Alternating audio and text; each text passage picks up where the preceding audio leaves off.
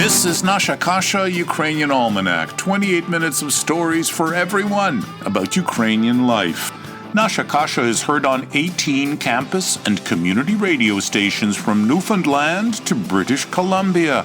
I'm your reporter, Stefan Andrusiak. Vitayu. Welcome to episode 197, this week from Toronto. Welcome to PDAC 2020. Monday, March 2nd, the Toronto Convention Centre. PDAC is a 4-day mineral exploration and mining exhibition.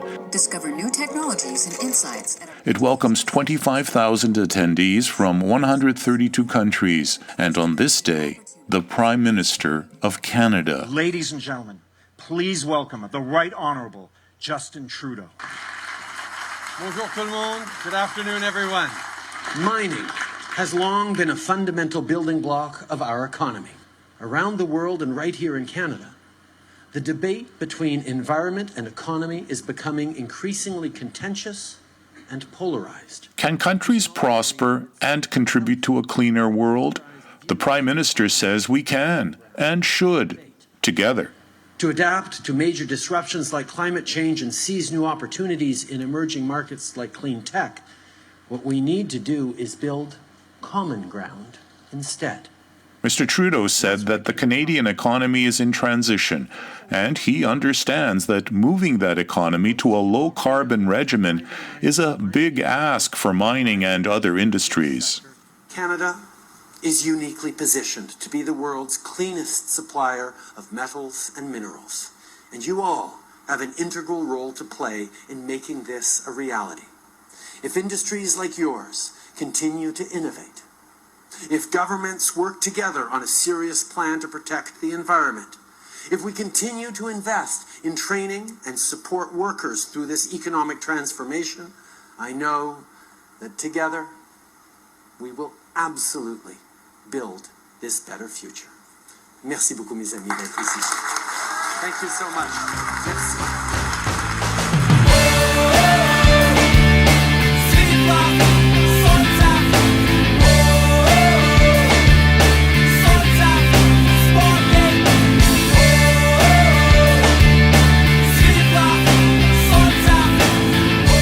To closing chords from punk rockers Fleet. Their song is called My Planet. Tension between what's good for the planet and what's good for an economy. Well, the Prime Minister argues it can be one and the same. But at least 3 countries at this very conference are focused on other challenges. Just off the lobby, by the Front Street entrance, while the Prime Minister spoke, delegations were presenting investment, exploration, and mining opportunities to anyone who would listen. Picture 3 meeting rooms. In the room on the left, Brazil. On the right, Argentina. In the middle room, Ukraine. Hello, my name is Maria Arrieta. I work for Argentina government here in Toronto. My name is Gustavo Rutilo. I come from the Ministry of Foreign Affairs of Argentina. And are you with the consulate here? Yes, I work as a trade commissioner at the consulate of Argentina. Why are so many people here today, and why is Argentina interested in this convention? In this exhibition, we have the opportunity to showcase our mining opportunities, our mining potential. And here we can share information that are very good for investors and for businessmen to make their mine and to go to Argentina and invest and have their businesses there. Because my friends from Ukraine are next door and they're making presentations, what is it that a presentation like this will do? Will it convince somebody to invest or open some doors? Well, that's the idea. I mean, to show what is the potential of Argentina, what are the resources we have, and what it needs for those resources to become a reality. We have everything in all sectors. We have gas, vaca muerta, we have mining, as you can see here with our presentation. We have agribusiness, we have tourism, we have solar energy, all the new energies. We have everything, so all is possible there. Every year I have been here for 5 editions of PDAC, and every year there's a lot of people interested Always our seminar day is always full. And yes, we continue coming, and I think it's a great opportunity for everybody. The Ukrainian mining presentation was organized by the Canada-Ukraine Chamber of Commerce and by an organization called CUTIS.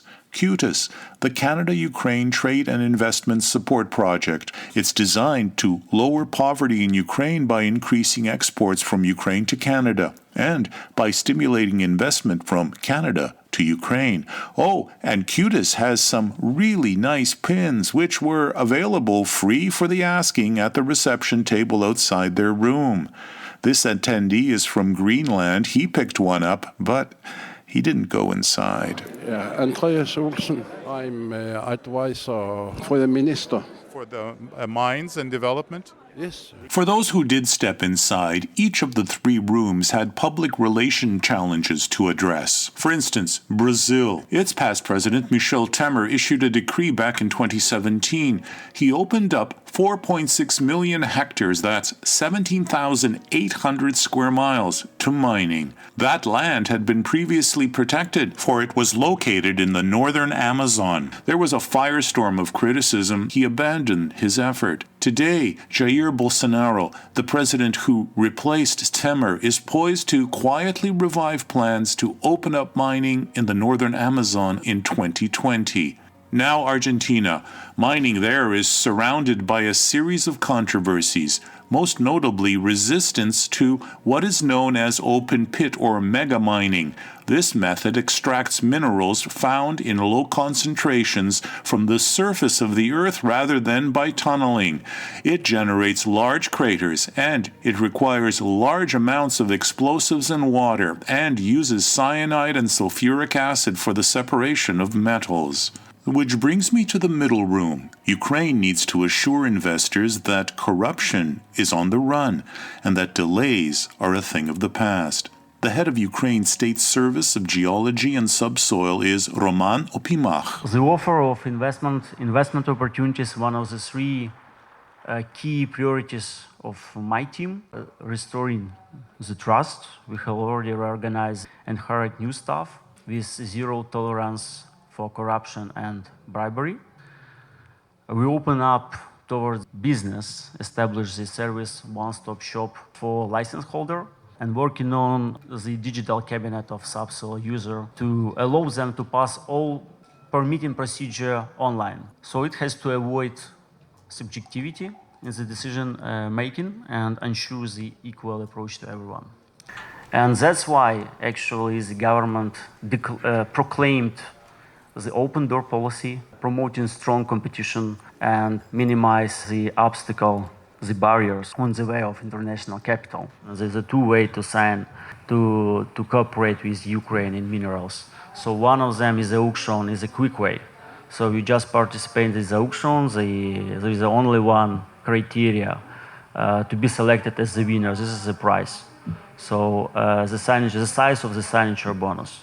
So it will take a couple of months probably, and you will be ready to enter in this business. And for the foreign investors, by the way, according to the recent changes in the legislation, it is allowed to participate directly abroad in auction.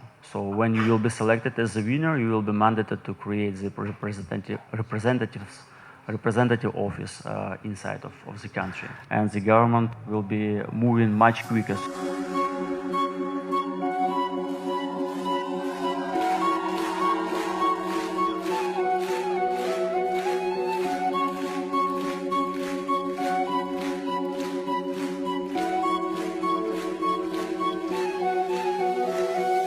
З тобою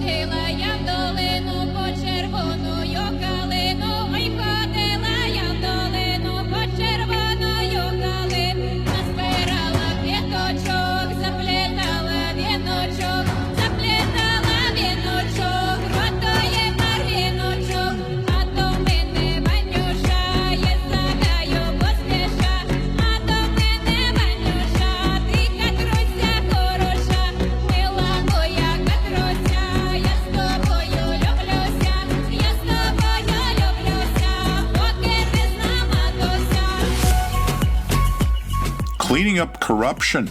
It's the central plank in President Volodymyr Zelensky's political platform. It's the canary in the mine. Fail at this, and credibility dies. But Ukraine, as we'll hear in the second half of the show, is securing its future prosperity one reform, one investment at a time. On the cultural front, this May, Ukraine will send music ambassadors to Rotterdam, Netherlands for Eurovision 2020. It's an annual international song competition founded in 1956 by the Eurovision Broadcasting Organization. The Ukrainians this year are from an electro-folk band called Go A. Their entry, not quite a canary, well, it's a song called Solovey. A song about a nightingale.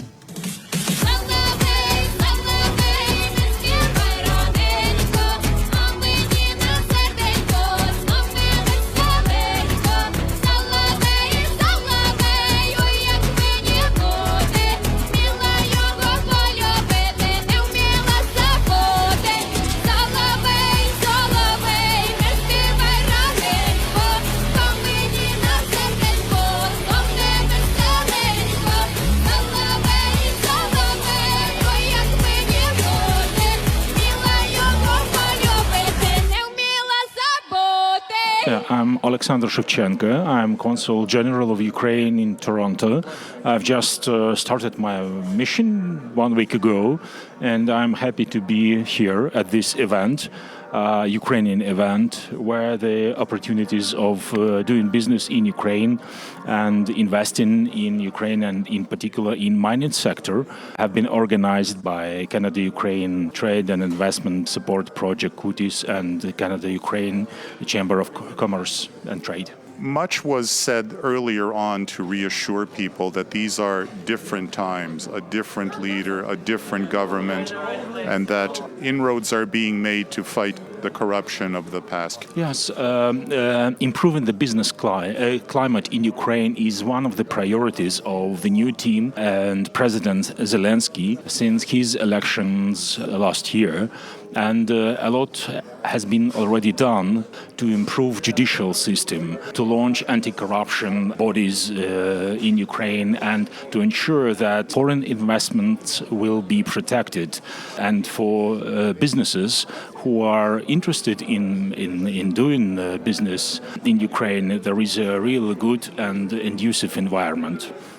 Is it fair to say that now it is easier administratively to get projects actually off the ground, because they were, as Zenon Potichny pointed out, some people had to wait 3 years and became tired of the whole process? Well, it's of course there are of course some problems which exist, and we heard from some presenters here and from big companies that they had some problems in the past, but for the credit of new government and for the credit of the president, they are very much committed, as I already said, to improve the climate, the business climate in Ukraine, and to facilitate economic development in the country and inviting investors, foreign investors. So I think that we are on the right path, and we hope that there are a lot of opportunities, and this particular event that shows that some companies, they really had success in Ukraine, and they trust in Ukraine and in possibilities of doing good business in our country. День, якби лишився один, 2 дюжини годин, прожив би я тобою. Знов в очах не бачу дна, веди мого човна вогнями над водою.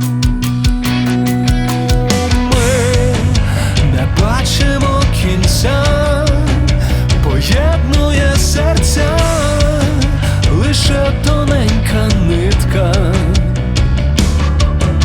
Час працює проти нас, працює проти нас. І час минає швидко,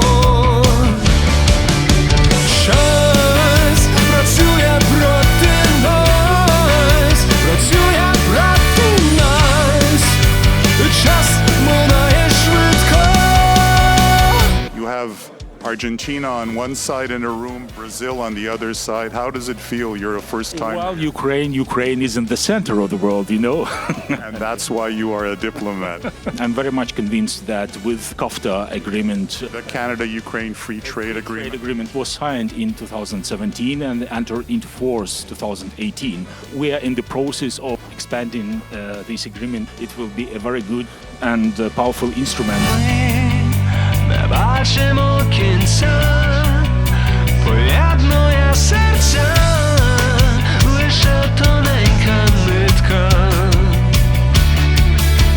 Час працює проти нас, працює проти нас, і час минає швидко.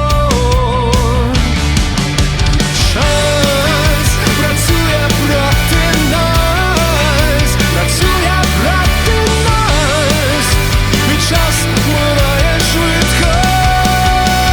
Blended with thoughts from the Consul General was Vadim Krasnooki and his group Madheads, the song about time being of the essence, Chas. Nasha Kasha comes to you from CHRW 94.9 FM on the campus of Western University in London, Ontario, Canada. We're heard on CHMR 93.5 FM in St. John's, Newfoundland, on CKDU 88.1 FM in Halifax, on Local 107.3 FM in St. John, New Brunswick, on CJAS Radio 93.5 FM in Saint Augustine, Quebec, on CJLO 1690 AM in Montreal, on CFRC 101.9 FM in Kingston, on CFMU 93.3 FM in Hamilton, on CKMS 102.7 FM in Kitchener-Waterloo, on CJAM 99.1 FM in Windsor and Detroit, on CKLU 96.7 FM in Sudbury, on CILU 102.7 FM in Thunder Bay, on 101.5 UMFM in Winnipeg, on CJTR 91.3 FM in Regina, on CFMQ 98.1 FM in Hudson Bay, Saskatchewan, on CFBX 92.5 FM in Kamloops, on CIVL 101.7 FM in Abbotsford, and on CHLY 101.7 FM in Nanaimo, British Columbia. The background music you're listening to is Evan Wish playing What Will Man's Legacy Be? Zenon Putichny is the president of the Canada-Ukraine Chamber of Commerce. You are the leading force here, I take it, in putting this day together at this very big convention. Yes, we, as Canada-Ukraine Chamber of Commerce, our main role is to increase the trade and investment between Ukraine and Canada. We have done now sort of similar thing for a few years with PDAC. Unfortunately, we're always doing that outside of the big complex here. PDAC is the convention. PDAC is the convention, yes.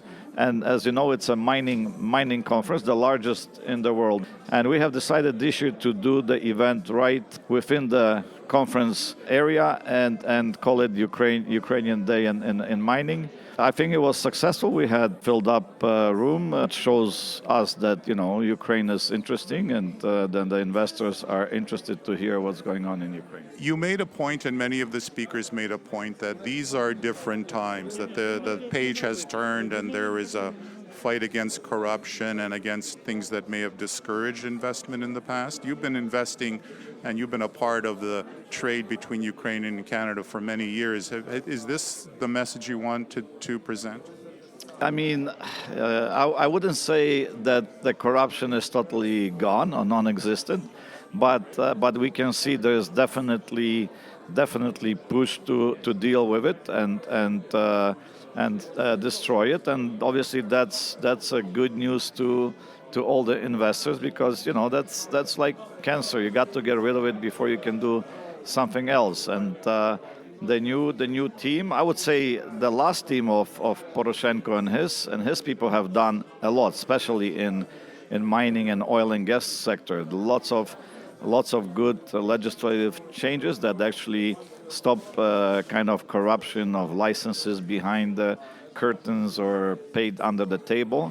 A lot of the auctions that have started still under the previous government are continuing, and the new team actually of Geological Service with Roman Opimach as the chairman, who was here and one of the presenters, a very very young, reform-oriented people, and certainly, as you saw on his presentation, one of the points was zero corruption, no 0% of or chance of corruption. It was you in one of the questions that asked for an update because you recalled in your question preamble that a conglomerate had to wait 3 years and became tired of waiting for the paperwork to come through that may never come through. Yes, and I mean I heard from Mr. Opimach that now things should be all finished and done within a year, which is good, but I'm not quite sure that this is enough to move from 3 years to try to send the papers to 1 year. But I mean, let's face it, it's a change. It's 1/3 of the time that the investor doesn't really have to spend on bureaucracy and paperwork. Investor wants to invest quickly in the project if they decided and won the competition. They want to move on quickly to the project. Nobody is interested in paper pushing, right? Time is money. So it's a good sign. Going from 3 years to 1 year is definitely good, but I would even encourage them to look at other countries. And I always tell them work with Alberta energy regulators, who are one of the top in the world when it comes to that, where they have the system worked out, and the system cuts a lot of the unnecessary bureaucracy. They can help them to reduce that even to lower time frame. Because one of your speakers did make the point of, come invest, but you need to know your way around, and by the way, my company can help you. Yes, absolutely. Again, I mean, the same thing as everybody says, look for the right partner, because we also heard the speaker that, sometimes you might have a wrong partner. Look for a right partner, look for consultants, groups that do this kind of work in Ukraine. There are already a lot of good Ukrainian consultants and firms that can do a lot of work for you ahead of your investments. You're personally invested. Is it in gas? Yes, we have a project in oil and gas.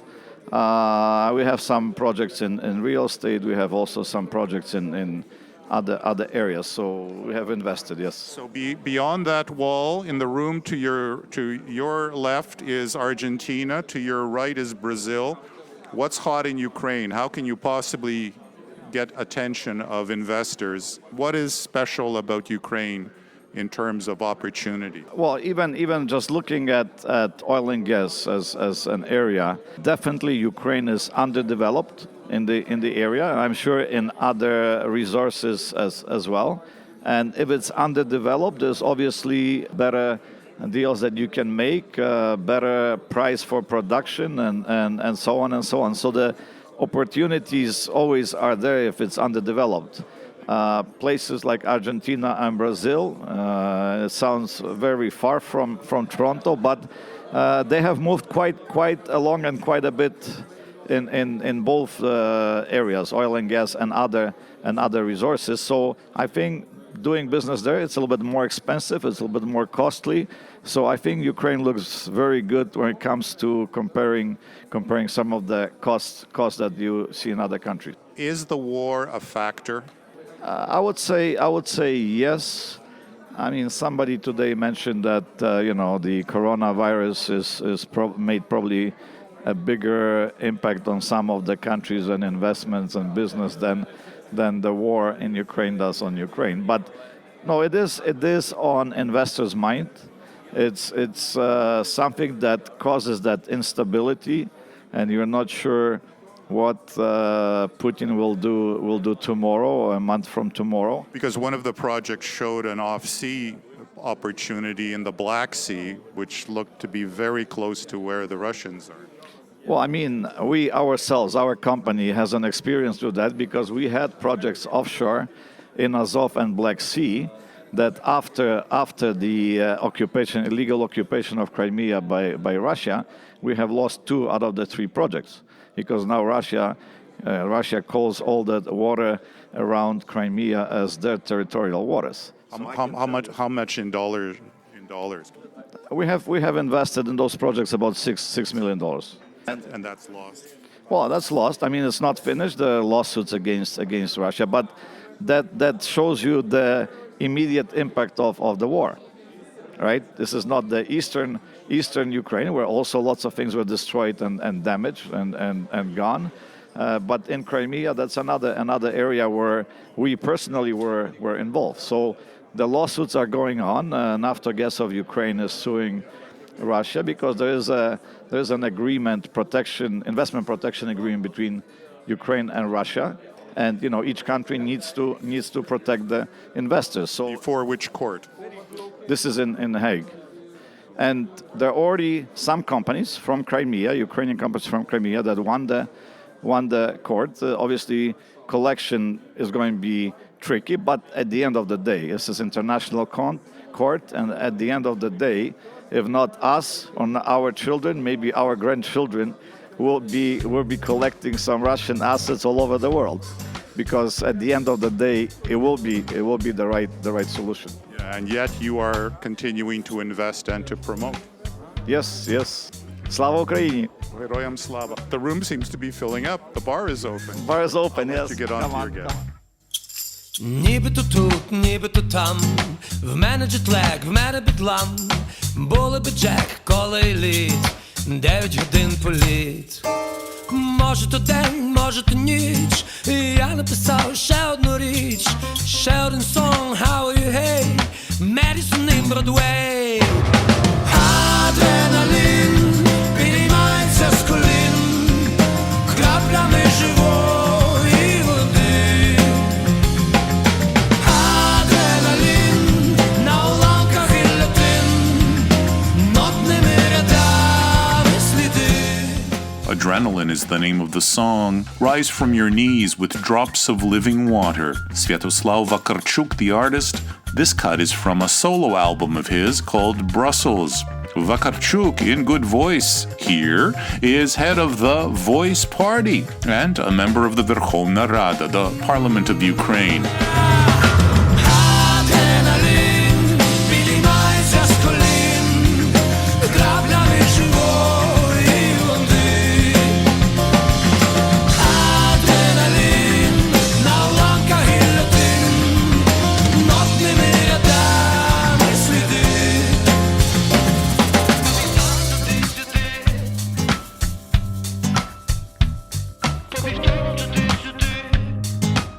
Partial funding for Nasha Kasha comes from the Shevchenko Foundation. Back in a week, God willing. До милої зустрічі за тиждень часу. Дорогі слухачі.